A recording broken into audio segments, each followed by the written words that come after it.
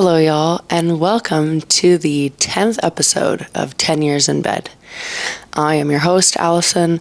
Some of you guys might know me on Instagram as Autism Pump, and today I'm going to be talking about autism, ADHD, and losing friends. Now, before I get into that, I just kind of wanted to discuss what's been going on because I have been on a little bit of a hiatus, and I just wanted to apologize and kind of explain things so that you guys know what's happening, and then we'll get started with the episode. So the past couple months have been mentally very challenging for me. With content creation, I was basically working like 10 hours a day unpaid, and I really burnt myself out. And I also lost my best friend, and mentally I've been having a very difficult time. When it comes to the podcast also, if you're watching this and you're like, why is there a change of scenery? Well, I am currently in Mexico right now, and if you're wondering what's going on with the microphone, that is another huge reason as to why I have not been posting the podcast. There have been so many technological issues, and when it comes to the microphone, I have a microphone at home. If you guys watch it on YouTube, you've seen it. It's very big, and then I have over-the-ear headphones, and it means that I can hear everything. And when I record the podcast, it's very challenging because I live in a 272 square foot apartment, and I have 2 dogs, and the microphone picks up every single sound. And if you guys know this about me, I'm also autistic, and sounds for me are very challenging. It's just been really difficult, and I'm trying to find a different way to film this so that the audio is still good, but in a way that I don't get super dysregulated with all the chords and with GarageBand and all that shit. So that's kind of what's been going on, and hopefully we're going to get back to every Friday morning at 8 a.m. Now, back to the podcast. I wanted to talk about how being honest has ended a lot of friendships for me. And as somebody who's autistic, I'm very unfiltered, and as somebody who's ADHD, I'm very impulsive. Within friendships, I have the tendency to tell people what I believe they need to hear, not what they want to hear. And I'll give you a few examples of that. I'll kind of tell you what's been going on in my life, and then I'm going to talk about some things that I've learned along the way that have helped me, specifically very, very recently, that I feel have helped me for future relationships. So I'm going to start off by talking about my longest friendship that I had. And I met my best friend at the time, my longest friend in high school. And her and I were friends on and off for 12 to 13 years. What ended up happening is, as time progressed, I became sober and she did not. It got to a point where she had a baby, and during her pregnancy and while breastfeeding, she was doing something that I believed to be dangerous and that I was not okay with. And I kind of was really, really upset for weeks, and it bugged me for so long. And I finally confronted her about it, and I kind of showed her some research, and I was like, this is why what you're doing is harmful. And she did not take it seriously.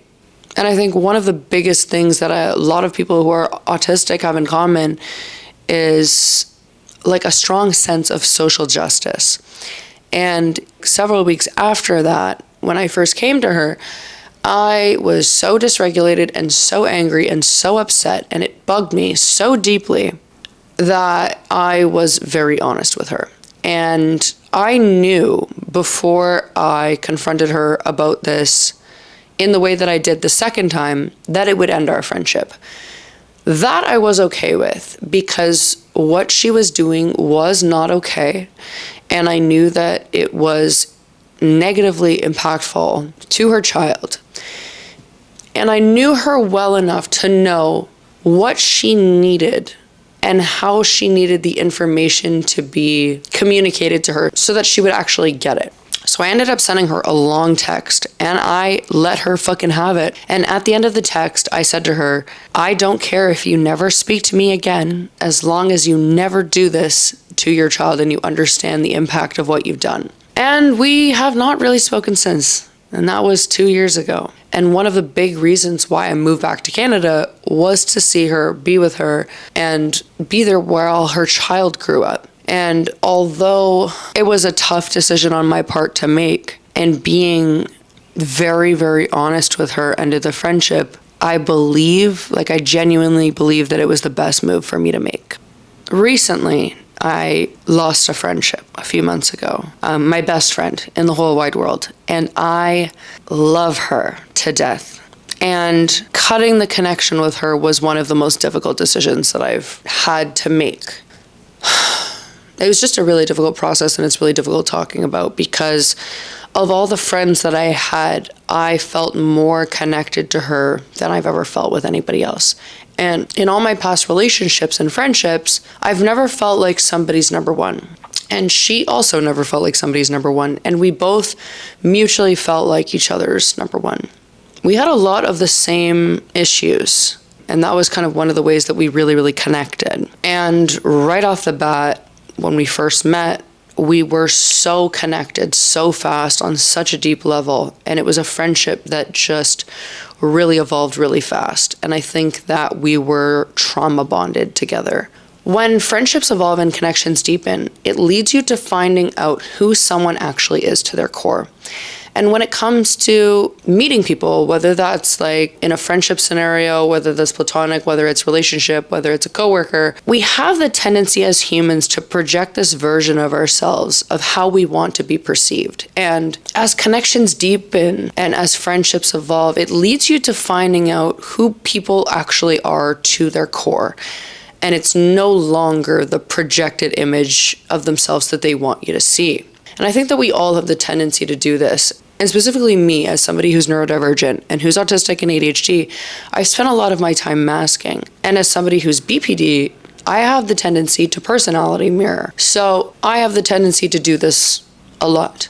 That being said, I've always been very, very honest about who I am. And I've kind of always had this mentality of, this is who I am. I'm going to shove it into your face. And if you don't like it, you can fuck off. Now, I think as people, as I said before, have this tendency to project this version of ourselves to other people so that we can be liked, so that we can have friendships, so that we can find connection. And sometimes, as you get to know people, you end up finding that your lifestyles don't actually align with other people. And I don't know if you guys have ever heard this saying, you are 5 of your closest friends. Like, you are who you spend time with. And I found with all of my relationships, and specifically my most recent loss, it's really difficult when the projected version of them is someone that aligned with who you are genuinely to your core, but the projection version of them doesn't actually align with who they truly are. And it's really difficult to be friends with people whose actions don't align with their goals.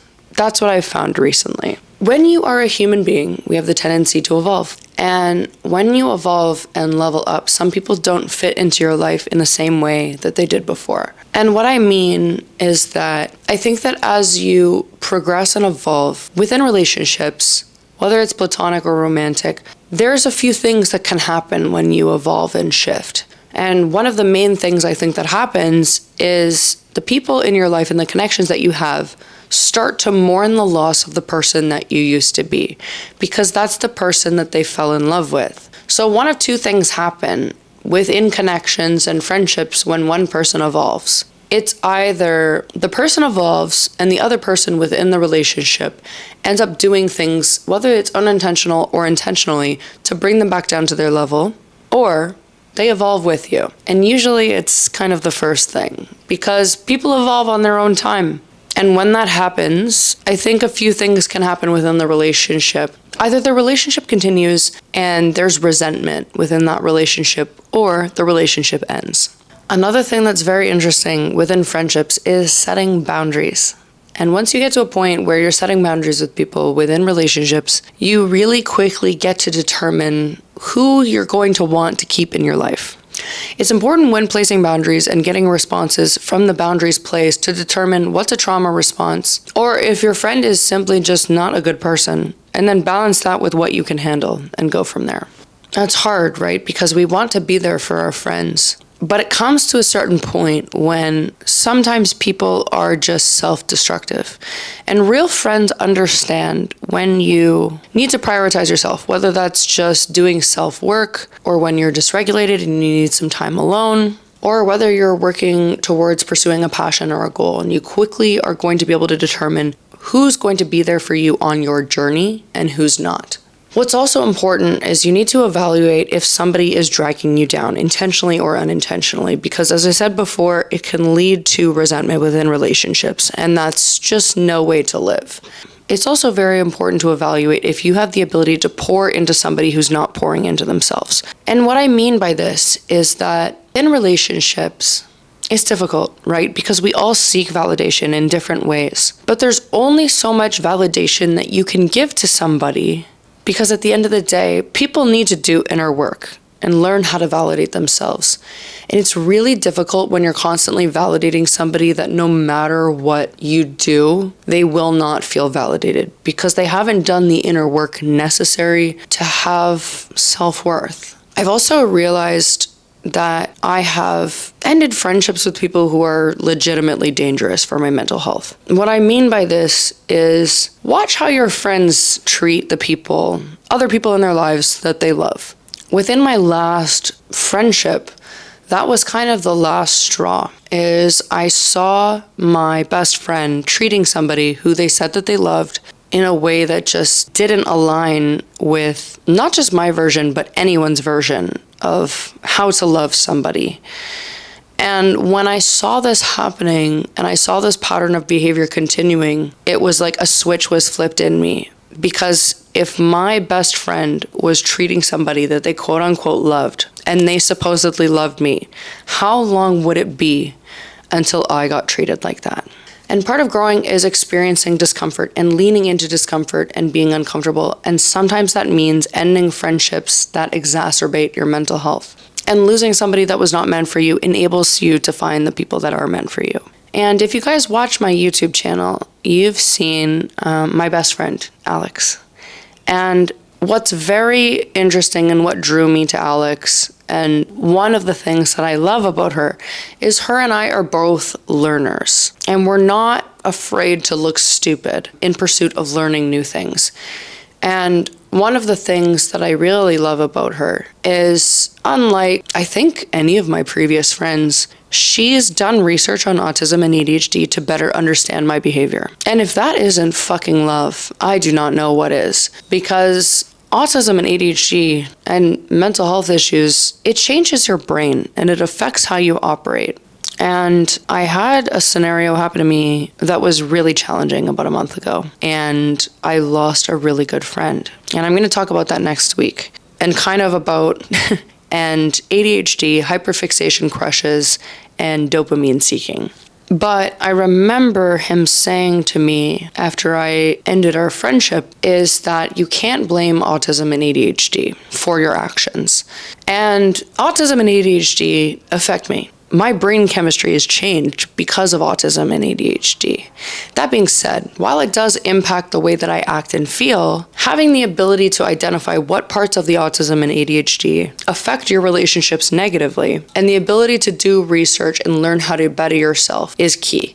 And I've learned recently that taking pause is extremely important, and it's something that I need to practice more of doing. As I said before, good friends are willing to lose you if it means helping your friends in the long run. But good friends are also willing to lose you if it means helping themselves too. And with a lost friendship that I had very recently, about a month ago, and I've learned that I've been getting better at having the ability to recognize patterns of destructive behavior within myself. Sometimes it means ending connections that I wanted nothing more desperately than to pursue. And I'm going to go more in depth about this next week. But as I said before, sometimes you need to learn how to take pause, because with ADHD, it can lead you to being super impulsive, and it can lead to very rash decisions that can impact you negatively. And this is kind of a blanket statement, but there's nothing wrong with sharing how you feel as long as you're willing to lose somebody in the process. And I find that I'm just recognizing this right now, but there have been so many instances within friendships with people where I've told them what I believe they needed to hear. When I've told them that, I tell them that I understand that it might end the friendship, which means that I'm okay with losing people if it helps me and if it helps them in the end.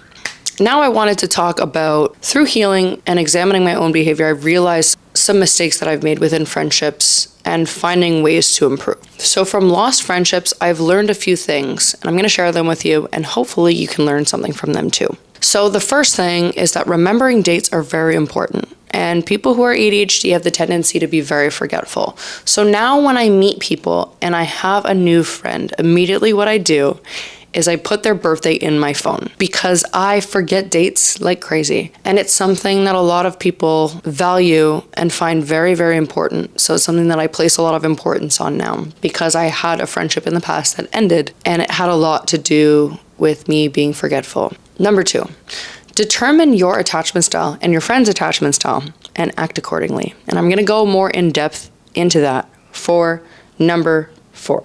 Number 3 is checking in with people before unloading and seeing if they have the capacity to handle things, because it's really important in friendships to not flood somebody else's cup. Now, number 4, learning how to self-regulate. This specifically for me as somebody who is anxiously attached is extremely important because I have the tendency when I'm extremely dysregulated, when I'm extremely depressed, when I'm extremely suicidal, to reach out to friends. And this brings me back to check in with people before unloading on them. Now, as somebody who's anxiously attached and somebody who has the tendency to co-regulate, one thing that I've been working on within relationships is trying to self-regulate. And that can be extremely challenging. And it led me within new friendships to feel less connected to somebody. That being said, it is very, very difficult and very draining on friendships when you have somebody like me who's disabled, who's very mentally ill, and who's autistic, who constantly unloads on other people. So learning how to self-regulate has been very, very important, and it's something that I am constantly working on because it does really have the tendency to impact friendships in a negative way. And what it ends up leading to is the other person within the relationship feeling like there's no room for them to exist, feeling like there's no room for them to share their feelings and get help when they're experiencing discomfort. 5, when we are neurodivergent and we find our people, it can lead us to feeling very excited. And I've felt that in the past, I've had the tendency to almost love bomb people. And love bombing has a very negative connotation, and I use that term very lightly here because I just get very excited when I have new friends, and I want to do everything in my power to make them happy and to do everything that I can to be a very good friend for them. And in my last really important friendship with the best friend that I was talking about earlier, it ends up leading me to a point where people take advantage of my kindness and my friendship, and when people do not respect new boundaries placed, and it leads me to end up under-delivering because I've promised people the world, and when I'm no longer able to deliver them that because they cannot respect boundaries, it ends up very catastrophically. Number 6, set boundaries with your friends. And if they are not held, evaluate if you can stand to lose somebody and go from there. And the biggest one, number 7, this is so fucking important. It is learning how to love yourself. Because within relationships, platonic or romantic, friendships, parents, siblings, coworkers, people come and go. But the only constant person and the only constant relationship that you have in your life is with yourself. So it's really important to do inner work, deepen the connection with yourself, because you are all that you truly have at the end of the day. I think that's it. I think that is the end of the episode. If you are listening to this on Apple Podcasts or Spotify, if you could just take 20 seconds and give me a 5-star rating, it helps get the podcast out to other people. If you are watching it on YouTube, if you could smash that subscribe button, if you could like it, if you could comment, let me know things that you liked about this, things that you didn't like, and ways that I can improve. And I just wanted to thank you guys for your patience and your kindness, because I've had a lot of new people listening to 10 Years in Bed over the past few months when it's been inactive, and old people. And you guys have made me feel like I'm genuinely making an impact.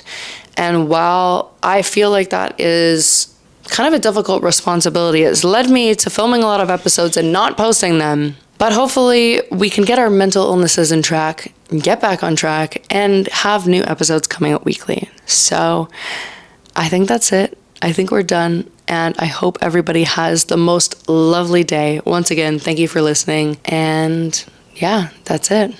Bye, guys.